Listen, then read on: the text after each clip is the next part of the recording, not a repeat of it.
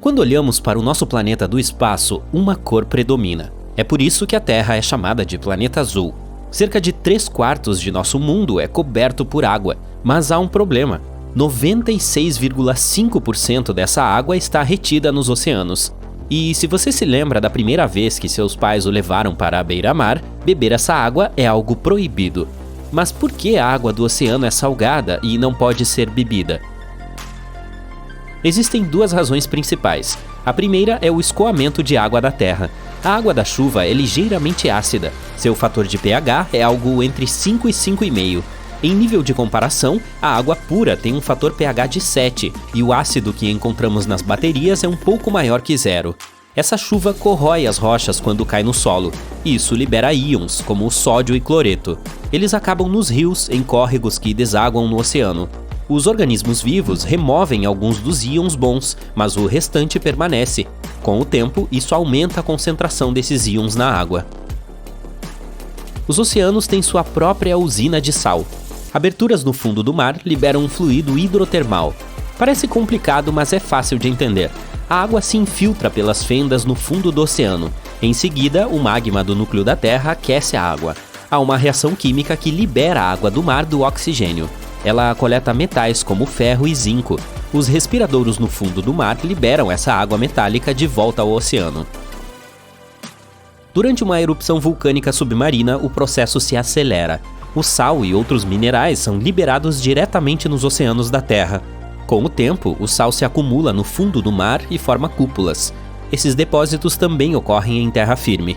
Alguns lugares do globo têm um grande número de domos de sal. O Golfo do México é apenas um exemplo. As ondas também afetam a salinidade da água. Outros fatores que determinam a salinidade de um corpo d'água incluem a evaporação, a temperatura do ar e a precipitação. A regra geral é que a salinidade é baixa perto do Equador e nos polos. Todos os oceanos e mares intermediários provavelmente têm alta salinidade. Os cientistas estimam que os sais dissolvidos representam 13,5% do peso da água do mar do mundo. As águas que desaguam no oceano, como lagos e rios, são água doce. Portanto, por que a água do mar é salgada? Para responder a essa pergunta, precisamos viajar ao passado do nosso planeta. Os pesquisadores acreditam que os mares primitivos não eram tão salgados como são hoje, mas com o tempo, as chuvas lavaram as rochas da Terra, transportando grandes quantidades de sal para os oceanos. O processo vem ocorrendo há mais de 3,8 bilhões de anos. Atualmente, cerca de 4 bilhões de toneladas de sais dissolvidos acabam nos oceanos da Terra todos os anos. A entrada e a saída de sal são bastante equilibradas. Isso significa que a salinidade da água do mar é estável. Então, por que não podemos beber água do mar? Já ingerimos sal em nossos corpos por meio de alimentos e bebidas. Ele é chamado de sal dietético. A Organização Mundial da Saúde recomenda que os seres humanos não consumam mais do que 1 colher de chá por pessoa por dia. Você não deve ultrapassar essa quantidade se quiser manter seu coração saudável. Séculos atrás, a carne bovina e suína salgada era a dieta padrão dos marinheiros. A carne era preservada com sal. No mar, frutas e legumes frescos estragavam depois de apenas algumas semanas. Antes da refrigeração, essa era a única maneira de manter os alimentos frescos. A decapagem era outra opção para armazenar alimentos. A razão pela qual não podemos beber água do mar é o teor de sal. A porcentagem desse mineral em nosso sangue é quase 4 vezes menor do que a porcentagem de sal na água do mar. Nosso corpo simplesmente não consegue processar uma quantidade tão alta da substância. Quando ingerimos sal como parte de nossa dieta, também bebemos líquidos.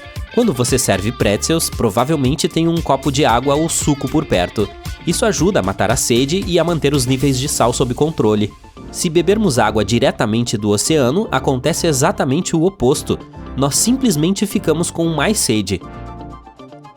Nosso corpo absorve água e sal. Eles acabam em nossa corrente sanguínea. Os órgãos responsáveis por retirar todo esse sal do sangue são os rins, mas eles precisam de água para cumprir sua função. Quanto maior o teor de sal, mais água eles precisam para eliminá-lo. Quando esse processo se repete várias vezes, você fica desidratado. Esse é o processo de perda de água do corpo. E há outro problema: você começa a liberar mais água do que absorve quando bebe água do mar. Essa diferença o deixa com mais sede do que quando começou a beber água do mar. Não é uma boa ideia. Mas alguns mamíferos marinhos, como baleias, focas e até gaivotas, podem beber água do mar, assim como nós bebemos água da torneira. Os rins desses mamíferos são super eficientes. Os pássaros têm glândulas especiais em seus bicos que impedem que o sal entre em sua corrente sanguínea. Os cientistas descobriram que o único animal terrestre que pode beber água do mar é o camelo. E se você já se perguntou se os peixes bebem água do mar, eles bebem. As guelras e os rins os ajudam a bombear o excesso de sal. Para que os seres humanos possam beber água do mar, ela precisa primeiro passar por dessalinização. Esse é o processo de remoção do sal da água do mar. E há muito sal a ser removido. As estimativas mostram que, se dispuséssemos todo o sal marinho na massa terrestre da Terra, ele seria mais alto do que a Estátua da Liberdade. É por isso que a dessalinização em escala global não é realista. No momento, menos de 0,5% da água potável que produzimos vem da água do mar, e a demanda por água potável só vai aumentar. A taxa atual de consumo significa que a demanda por água doce dobra a cada 20 anos. O maior problema da dessalinização é o custo da energia. Ela consome 10 vezes mais energia do que outros métodos de produção de água, e a pegada de carbono é enorme. As grandes usinas de dessalinização geralmente precisam ter suas próprias estações de energia. Isso tudo se deve à tecnologia por trás do processo. O sal se dissolve facilmente na água. Ele cria uma forte ligação química com a água, que é difícil de romper. As instalações de dessalinização usam principalmente osmose reversa para conseguir isso. Bombas grandes exercem pressão sobre a água do mar para empurrá-la através de um filtro. Sua membrana é tão fina que cada poro tem uma fração do tamanho de um fio de cabelo humano. O filtro permite a passagem das moléculas de água. As moléculas maiores de sal permanecem presas na membrana. Para cada quarto de galão de água doce que a usina gera por meio da dessalinização, há a mesma quantidade de água que agora é 2 vezes mais salgada. Dificilmente é o método ideal de purificação de água. A ideia de que os seres humanos poderiam beber água do mar não é nova.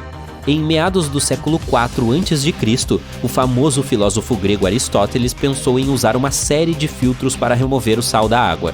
Os navios no século XVI tinham pequenas destilarias portáteis que podiam ferver a água do mar.